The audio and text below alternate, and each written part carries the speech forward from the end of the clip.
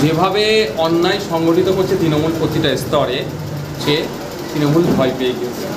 কাঞ্চন মল্লিক মহাশয়কে বলবেন ওটা কি ওনার পৈতৃক সম্পত্তি থেকে মাইনে দিচ্ছে সরকারের? মমতা ব্যানার্জি পৈতৃক সম্পত্তি থেকে, পাবলিকের ট্যাক্সের টাকা থেকে মাইনে হচ্ছে। যে স্যালারিটা পাচ্ছে ওটা পাবলিকের ট্যাক্সের টাকাই, মমতা ব্যানার্জির ট্যাক্সাল থেকে নয়। তো জ্ঞানটা দিতে কম বলবেন। আর প্রতিবাদ ওরা আমাদের জন্যই করছে। আগামী দিনে আমাদের বাড়ির কোনো মেয়েরা না আর অত্যাচারিত হয়, ওই তিলোত্তমার মতো না হত্যা হয়, সেই জন্য প্রতিবাদটা তারা করছে। এটা শুনিয়ে দেবেন ওনাকে। সাধারণ মানুষ মাত্র ডাক্তাররা প্রতিবাদ করেনি, সমাজের সমস্ত শ্রেণীর মানুষরা প্রতিবাদ করছে। অসংগঠিত ক্ষেত্রেও যারা আছেন, লেবার, শিক্ষক, ছাত্র থেকে শুরু করে বিভিন্ন সেক্টরের মানুষেরা প্রতিবাদ করছে। যদি আনিস খানের সময় এই ধরনের প্রতিবাদের ঝড় উঠতো, তাহলে হয়তো তিলোত্তমার দিন আমাদের দেখতে হতো না। সব ভয় ভয় ছলে নাকি? পাসপোর্ট অ্যাক্ট আমরা পড়েছি, উনি হয়তো একা পড়েছেন কি বলতে, মানে উনি ভাবছেন হয়তো উনি একা পড়েছেন, আমরাও পাসপোর্ট অ্যাক্ট পড়েছি। ওইসব জায়গায় ঝমকানো চমকানো চলে না ওসবে। ওদিকে পাসপোর্ট ভিসাতে কি হবে? আরে ভাই এখানে ঘোড়ার ডিম হবে। কে বলেছে আপনাদের? কে বলেছে ভিসা হবে না, পাসপোর্ট হবে না? কে বলেছে আপনাদের? এক প্রকারে কি মমতা ব্যানার্জি যেটা হুমকি দিচ্ছে ছাত্রদের? প্রচন্ডভাবে হুমকি দিচ্ছে। আমি তো বলেছি একটা জুনিয়র ডাক্তার, একটা ডাক্তারের নামে এফআইআর করে দেখাক না মমতা ব্যানার্জি সরকার, তবে কিভাবে জবাব দিতে হবে গণতান্ত্রিক প্রক্রিয়ায় দেখিয়ে দেবো। আমরা দেশের প্রধানমন্ত্রীর পদত্যাগ চাই, কারণ কর্মক্ষেত্রে তার ব্যর্থতার জন্য। সেন্ট্রাল মিনিস্টারদেরও চাই। ইউনিয়ন অফ স্টেটস আমরা চাইতে পারি দেশের, কিন্তু ভিন্ন রাজ্যের আমরা তো মানুষ নয়। আমরা প্রতিবাদ জানাতে পারি, কিন্তু আমরা ভোট দিয়ে তার অসমের মুখ্যমন্ত্রীকে নির্বাচিত করিনি যে আমরা অসমের মুখ্যমন্ত্রী পদত্যাগ চাইব। আমরা ভোট দিয়ে নির্বাচিত করেছি পশ্চিমবাংলার মুখ্যমন্ত্রীকে। অবদপ্তরটাকে আমরা যাদেরকে চেয়ারে বসিয়ে দিয়েছি তিনি অকর্ম, কাজ করতে পারছেন, ওই জন্য বলছি ওই চেয়ার থেকে নিয়ে পড়ুন। আমরা তার মহারাষ্ট্রের মুখ্যমন্ত্রীকে ওই চেয়ারে বসাইনি ভোট দিয়ে যে মহারাষ্ট্রের মুখ্যমন্ত্রীকে নাচতে বলবো। আমরা বসিয়েছি প্রধানমন্ত্রীকে ওই চেয়ারে জনগণ ভোট দিয়ে। প্রধানমন্ত্রীর অকর্মের জন্য তাকে বলি ওই পদ থেকে ছেড়ে দিন। আচ্ছা ভাঙড়ে দেখুন, ভাঙন নাই, সারা জায়গা থেকে ওদেরকে লোক ভাড়া করে ভাঙন ভাই। আপনাদের বলে দেবো, যখন তৃণমূল কংগ্রেস প্রোগ্রাম করবে আপনারা মঞ্চের স্থলে যাকতে হবে না, ভাঙড়ের এন্ট্রি এক্সিট পয়েন্টগুলোতে গিয়ে দাঁড়াবেন, দেখবেন কত গাড়ি বার হচ্ছে। মিনাখার বর্ডারে চলে যাবেন, ভাঙড়ের শেষ বর্ডার, চণ্ডীপুরের ওই দিকটা দাঁড়াবে, ওইদিকে আপনি ওই দিকটা দাঁড়াবেন, ঘটকপুরের ওই দিকটা দাঁড়াবেন, দেখবেন সব গাড়ি হারোয়ার দিকে, দেখবেন লক গেটের ওখানে দেবেন, সব গাড়ি ওইদিকে যাচ্ছে। কারণ কি? এটা ভাঙড়ের লোক ওইদিকে যাবে কেন? ভিডিও নতুন কিছু এখন না, এটা বিভিন্ন জায়গা থেকে লোক ভর্তি করে নিয়েছে ভাঙড়কে চমকাতে চেষ্টা করে। ভাঙড়ের মানুষ তৃণমূলকে প্রত্যাখ্যান করেছে আর করবে, যদি পারে আটকাতে বলুন না। ওনার দিদি, ওনার দলের সর্বোচ্চ নেত্রী হাঁপিয়ে যাচ্ছে হুমকি দিয়ে, আর উনি তো চুনোপুটি একজন।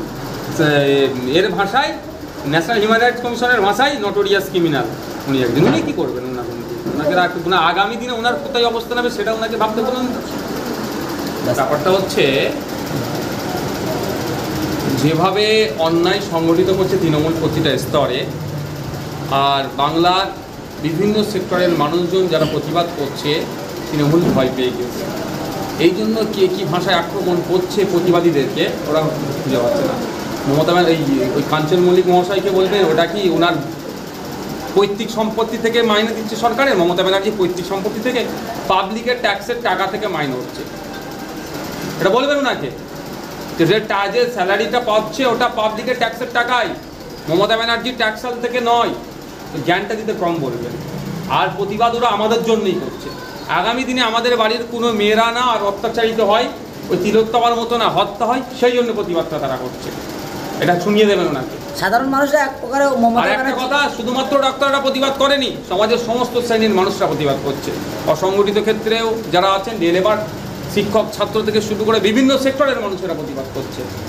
আনিস খানের সময় এরকম এর থেকেও বেশি প্রতিবাদের ঝড় উঠেছে না? আনিস খানের সময় এই ধরনের একটা সিলেক্টিভ প্রতিবাদ হয়েছিল, এই ধরনের হয়নি। এটা যেভাবে ছড়াচ্ছে বিভিন্নতে, আনিস খানের সময় হয়নি। যদি আনিস খানের সময় এই ধরনের প্রতিবাদের ঝড় উঠতো, তাহলে হয়তো তিলোত্তমার দিন আমাদের দেখতে হতো না। মমতা ব্যানার্জি বলছে যারা স্কুল পড়ুয়া, কলেজ পড়ুয়া যারা আন্দোলনে নামছে, আমি এখনও তাদেরকে ভালো চাই বলে কেস দিচ্ছি না, নাহলে ভিসা পাসপোর্ট আটকে যাবে। এটা কি একটা ভয় দেখানোর চক্রান্ত? সব ভয় ভয় ছলে নাকি?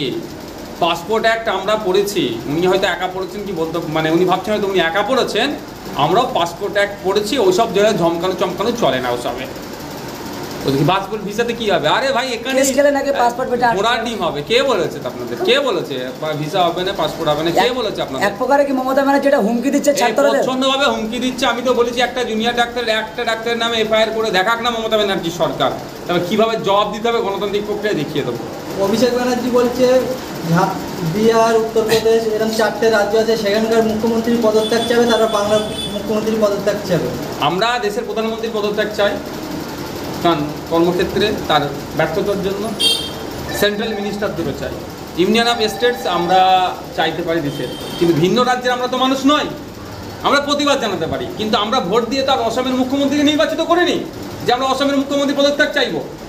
আমরা ভোট দিয়ে নির্বাচিত করেছি পশ্চিমবাংলার মুখ্যমন্ত্রীকে। অবদপ্তরটাকে আমরা যাদেরকে চেয়ারে বসিয়ে দিয়েছি তিনি অকর্ম, কাজ করতে পারছেন, ওই জন্য বলছি ওই চেয়ার থেকে নিয়ে পড়ুন। আমরা তার মহারাষ্ট্রের মুখ্যমন্ত্রীকে ওই চেয়ারে বসাইনি ভোট দিয়ে যে মহারাষ্ট্রের মুখ্যমন্ত্রীকে নাচতে বলবো। আমরা বসিয়েছি প্রধানমন্ত্রীকে ওই চেয়ারে জনগণ ভোট দিয়ে। প্রধানমন্ত্রীর অকর্মের জন্য তাকে বলি ওই পদ থেকে ছেড়ে দিন।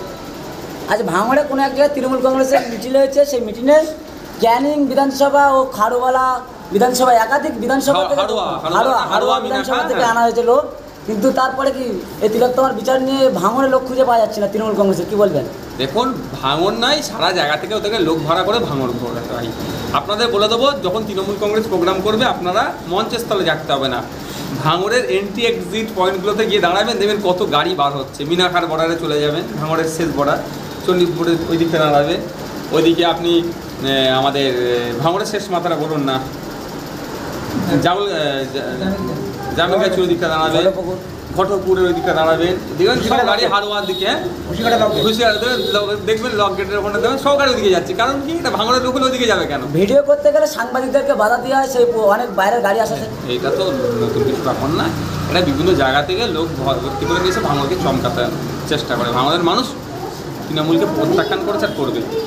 ছগলমোলা হুমকি দিয়েছে, আজিকল কাণ্ড নিয়ে হুমকি দিয়েছে যে আজিকল কাণ্ড নিয়ে প্রতিবাদ করা যাবে না, এই বিষয়ে সবাইকে হুমকি দিয়েছে। যদি পারে আটকাতে বলুন না। ওনার দিদি, ওনার দলের সর্বোচ্চ নেত্রী হাঁপিয়ে যাচ্ছে হুমকি দিয়ে, আর উনি তো চুনোপুটি একজন। এর ভাষায়, ন্যাশনাল হিউম্যান রাইটস কমিশনের ভাষায় নটোরিয়াস ক্রিমিনাল উনি একজন। উনি কী করবেন ওনার হুমকি? ওনাকে আগামী দিনে ওনার কোথায় অবস্থান হবে সেটা ওনাকে ভাবতে বলুন। ব্যাপারটা হচ্ছে, যেভাবে অন্যায় সংগঠিত করছে তৃণমূল প্রতিটা স্তরে, আর বাংলার বিভিন্ন সেক্টরের মানুষজন যারা প্রতিবাদ করছে, তৃণমূল ভয় পেয়ে গেছে। এই জন্য কে কী ভাষায় আক্রমণ করছে প্রতিবাদীদেরকে ওরা খুঁজে পাচ্ছে না। মমতা ওই কাঞ্চন মল্লিক মহাশয়কে বলবেন ওটা কি ওনার পৈতৃক সম্পত্তি থেকে মাইনে দিচ্ছে সরকারের? মমতা ব্যানার্জি পৈতৃক সম্পত্তি থেকে, পাবলিকের ট্যাক্সের টাকা থেকে মাইনে হচ্ছে, এটা বলবেন না? আপনারা দেখছেন আপনাদের প্রিয় চ্যানেল ইনসাফ টিভি, সত্যের সাথে ন্যায়ের পথে। প্লিজ চ্যানেলটিকে সাবস্ক্রাইব করুন আর পাশে থাকা বেল বাটনটি বাজিয়ে দিতে একদম ভুলবেন না।